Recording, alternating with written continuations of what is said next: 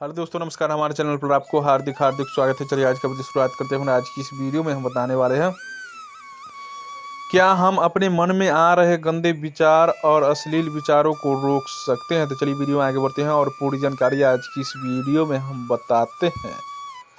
आज के दौर में खुद को गंदे विचारों से बचाना बहुत बड़ी बात है। चारों तरफ सोशल मीडिया के कारण अश्लील और गंदे विचारों की भरमार है।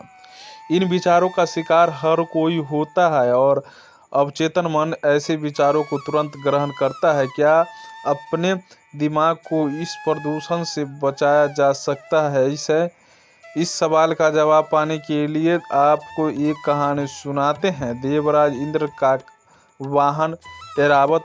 बात बहुत पुरानी है। स्वर्ग के राजा देवराज इंद्र ने 3 महर्षियों को अपने धाम में आमंत्रित किया। इनके बारे में कहा जाता था कि यह ऐसे संत है जो तमाम भ्रमों से पूरी तरह मुक्त है। दरअसल देवराज इंद्र इन ऋषियों के कारण डर गए थे। उन्हें लगा कि यह तपस्वी संत यदि पूर्ण सिद्धि हो गए तो उनका सिंहासन जाना तय है। अब देवराज इंद्र तो इंद्र देवता ठहरे। उन्होंने स्वर्ग की सबसे खूबसूरत अप्सरा उर्वशी के साथ मिलकर ऋषियों को माया के वशीभूत करने की योजना बनाई। इन महर्षियों को स्वर्ग बुलाया गया। ऋषि स्वर्ग पहुंचे तो देवराज ने उनकी खूब आवभगत की। उन्हें आदर पूर्वक बैठाया। उर्वशी ने क्यों दिया अर्जुन को नपुंसक होने का श्राप। इंद्र की सभा में अप्सराओं का नृत्य प्रारंभ हुआ। अप्सराओं का यह नृत्य इतना मनमोहक था कि देवराज इंद्र भी मोहित हो रहे थे, क्योंकि अप्सराएं आज कुछ अलग ही रंग में थी। अप्सराओं ने सुंदरता की सारी सीमाएं लांघ दी। समय निकला और बाकी अप्सराएं नृत्य के मंच से अलग होते गई। अब स्टेज पर सिर्फ उर्वशी ही नाच रही थी। उर्वशी ने अपने सौंदर्य का जाल फैलाने शुरू किया।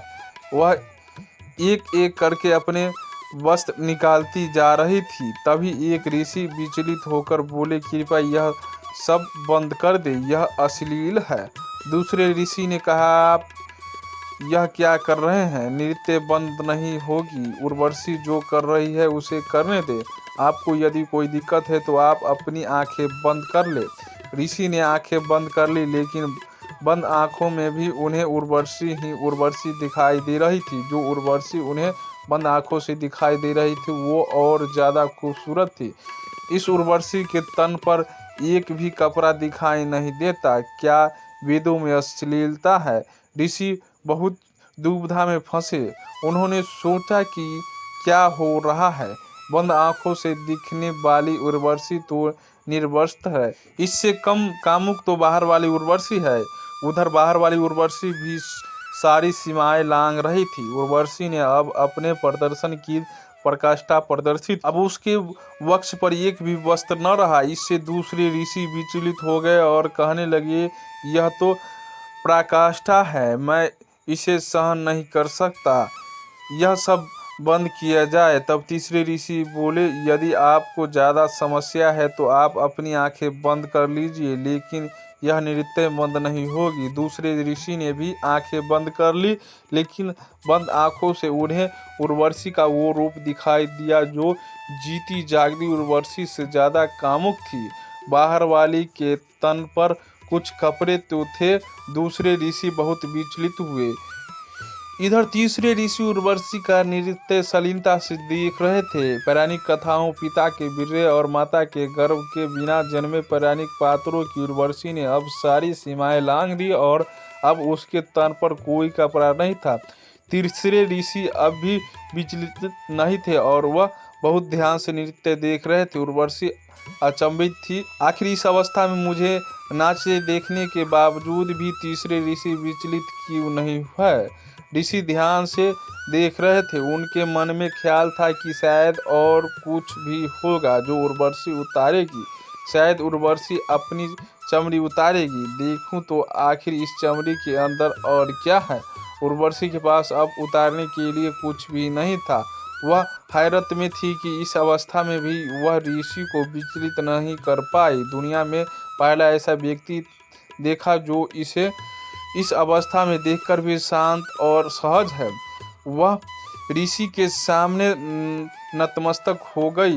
गंदगी दृश्य में नहीं बल्कि हमारी आंखों के पीछे मौजूद हमारी अंतर्दृष्टि में होती है। आंखें बंद करके हम अपने अंदर की गंदगी को साफ नहीं कर सकते। जितना हम अपनी आंखें बंद करेंगे उतना ही हमारी अंदर की गंदगी हमें परेशान करेगी। आप अपने आप को शुद्ध सात्विक कहते हैं, लेकिन बाहर की तामसिकता देखकर आपकी सात्विकता को सांप सूंघ जाता है। खुद को सकारात्मक कहते हैं, लेकिन बाहर की नकारात्मकता आपको हिला देती है। यकीन मानिए, यदि आपको बाहर की नकारात्मकता अश्लील से असहजता होती है तो यह असहजता आपके अंदर की गंदगी के कारण है। जब तक आप अपने अंदर की नकारात्मकता को बाहर नहीं निकालेंगे, तब तक आप अपने अंदर के डर और अश्लील को बाहर नहीं निकालेंगे, तो तब तक आपको बाहर के दृश्य विचलित करते रहेंगे। तामसिकता शरीर में नहीं बल्कि उस शरीर को देखने की दृष्टि में है। काम वासना और अश्लील ओशो तामसिकता दृश्य में नहीं, इस दृश्य के पीछे खड़े हो जाने वाले भावों में है। अपने चश्मों को बदलिए, दृश्य बदल जाएगी। अपनी दृश्य को बदलिए, कुछ भी अश्लील नजर नहीं आएगी। तीसरे ऋषि के लिए सब कुछ सत्य था, इसलिए वह विचलित नहीं हुए। जो डगमगा गए वह ऋषि अभी स्थूल संसार में भटक रहे थे। तो दोस्तों, हमारी आज का जानकारी कैसा लगा? अगर अच्छा लगा हो तो लाइक और सब्सक्राइब करना न भूले। पूरा वीडियो देखने के लिए धन्यवाद।